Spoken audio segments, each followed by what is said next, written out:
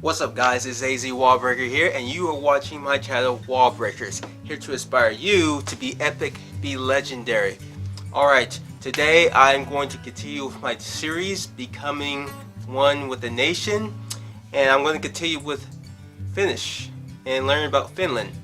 Before I get into that, if you like this, if you want to be part of the Wallbreaker family, please hit like, subscribe, and share this story. In my last video, as I will post above, I was training myself to learn Finnish because this year I am looking to go to Finland and Estonia, and I am training myself to become a Finnish person. I know, I'm not Finnish by birth or anything like that, but I like to assimilate with the culture and the people, and I like to learn about the culture so I get a better experience of what it's like to be there and enjoy it. Alright, so today I'm going to continue on with my training in learning basic Finnish, and I hope to build off from the last video and just keep learning as much as I can about Finnish.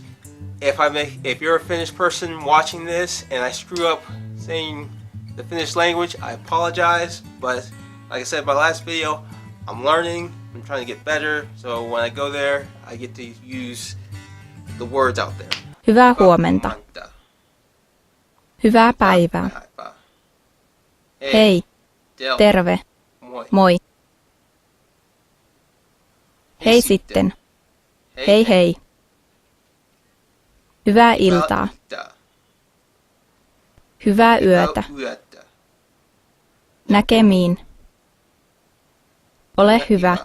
Olkaa hyvä. Kiitos. Saanko? Kiitti. Ole hyvä. Eipä kestä. Kiitos paljon. Paljon kiitoksia. Ei kestä. Anteeksi. Olen pahoillani. Ei se mitään. Saanko? Saisinko? Kippis. Terveydeksi. Hyvää ruokahalua. Terveydeksi. I'm also going to talk about 6 Finnish sports, but before I do, I just want to talk about the Pyeongchang Olympics in South Korea. At the time of this recording, Finland had three medalists in the Olympic Games for 2018. So there are 6 popular sports that are probably well known in Finland, as I just started to learn them today, and I just found them very interesting, so I am learning them right now. So the first sport that I saw is Moki, if that's correct, if I'm saying it. But what I learned is a throwing game where players throw a wooden pin to try to knock over pins that are marked with numbers from 1 to 12, and it's a very interesting sport because I guess that's the higher the number, the more points you get. If I am incorrect in saying that, you're more than welcome to correct me in the comments below, but that's how I'm reading it, how I'm understanding it. It came from it reminds people of the Finnish people of Kikka, which is a very old throwing game. This sport that I just mentioned is relatively new. It came in 1996 by Tuoringas company. I've never heard of them before, but they invented the sport Moki, and it's very interesting. I want to see it. I want to play it. I think it'd be a fun sport. I probably would not be as great at it as other people who have been playing it, but it'd be very interesting to try it out and check it out. Alright, so the way I understand it, as I read on my phone, is knocking over a pin scores the amount of points marked on the pin. So as before, as I said, it seems like the higher the points, the more points you get. The first one who reaches exactly 50 points wins the game. Scoring more than that will set the player back by 25 points. Oh my goodness, this is cutthroat. Oh my goodness, trust us when we say it sounds easier than it is. Yeah, to get exactly 50 points, that's crazy. I mean, and you get set back 25? Wow, that's rough. Oh, you could be there for a while. You can't go to Finland without talking about spas or saunas, because that is one of the pastimes out there. They take this to a whole new level. I mean, they are very serious with this. As I found out, they actually have a World Sauna Championships. I mean, where do I sign up? I mean, but here's the thing. This championship started from 1999, and I guess they finished it in 2010, and I'll tell you the reason why. And the rules of the contest is straightforward. The winner was the last person to stay in the sauna and walk out without any help. And if you've been in a sauna, if you stay there for too long, you're dehydrated and you can pass out. So you gotta be careful when you're doing a sauna. The starting temperature was 110 degrees. A half a liter of water was poured on the stove every 30 seconds. So it gets steamier. It's kind of getting hard to breathe. It's crazy. So there was a lot of risk when you competed in these events, and according to what I'm reading is that a person died from this event, that they had to cancel it because it was that harsh. I mean, I guess they increased the temperature bit by bit until you were the last person, so it was the last person. So that was interesting that they had a World Sauna Championship. The next sport that I want to cover is welly throwing. Alright, so in Finnish it's called sapenhito.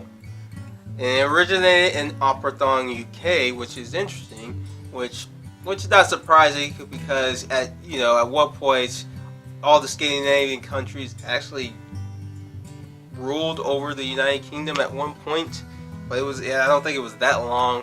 I could be wrong, but like I said, if you can correct me if I'm incorrect. But not every year the World Championships every year the World Championship is held in Yorkshire Village, where it's said the sport originated after a pint of ale was split into local residents' welly, and someone was challenged to see how far they could throw it. Finland is just one of 4 countries, the other being Poland, Germany, and New Zealand, that's taken welly throwing to heart. The aim of the game is simple: throw the welly as far as you can. Now, I'm not surprised that these countries that I mentioned, including Finland, participate in this sport, because guess what? These are countries that tend to love their beer. So it doesn't surprise me that they are fighting for a pint of beer in this case, if that's the reward. But where do I sign up? Next sport I'm going to cover is ringgit. This form of sport is derived from ice hockey. The hockey that you see every day. The Canadians are really good at it. My fellow Americans are good at it. The hockey that you see in the Olympics. But instead of a puck, they use rings to try to score. And it obviously, because it's derived from hockey, it was created in Canada. But Finland adopted the sport. Alright. This ringgit, the sport is usually played on an ice rink, and mostly females play it. I mean, I guess it's just, I don't know why mostly females play the sport, but that's what I'm reading here. And obviously, it requires ice skates to play the sport.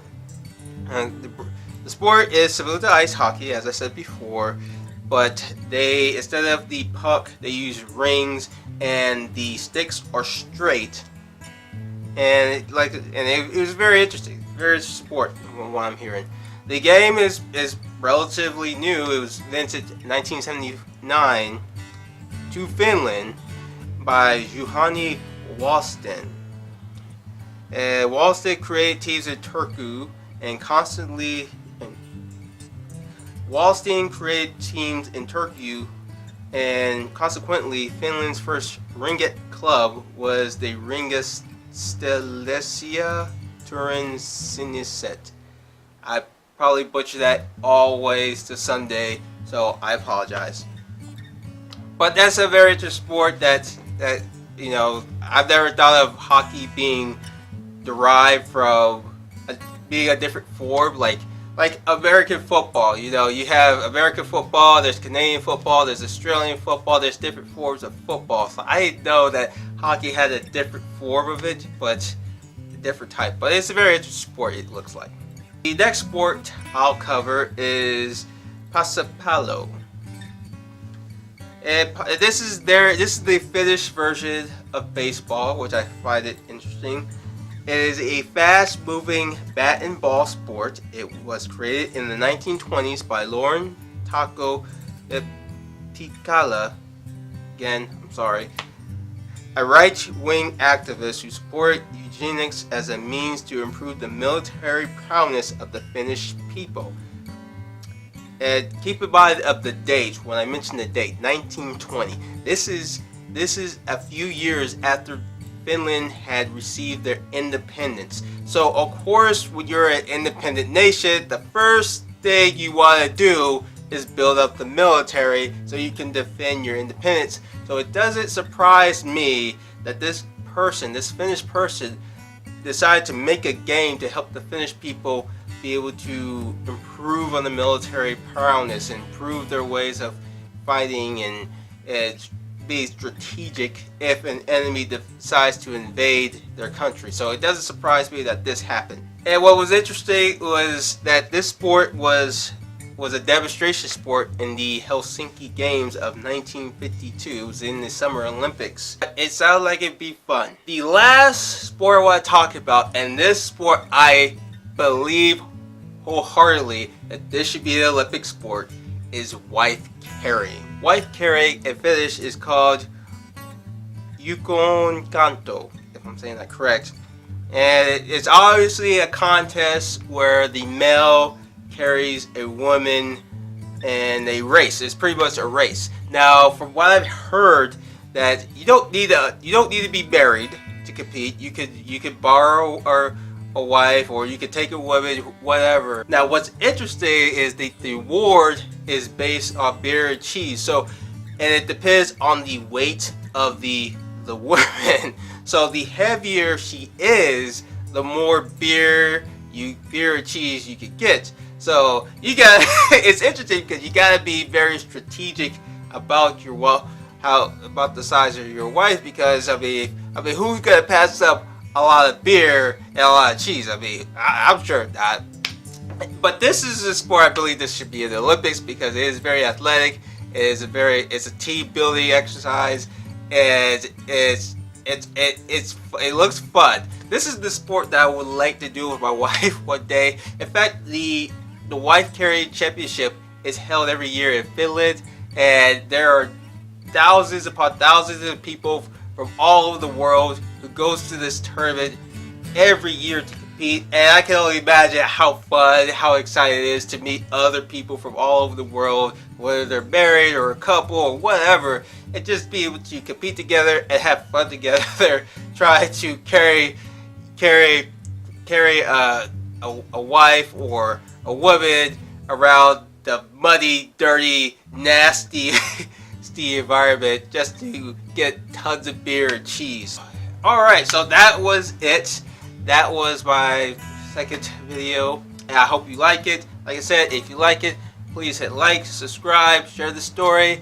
I'm on the social medias down below, and we'll be doing this next time, so I'll be seeing you later. And remember to be epic, be legendary, always.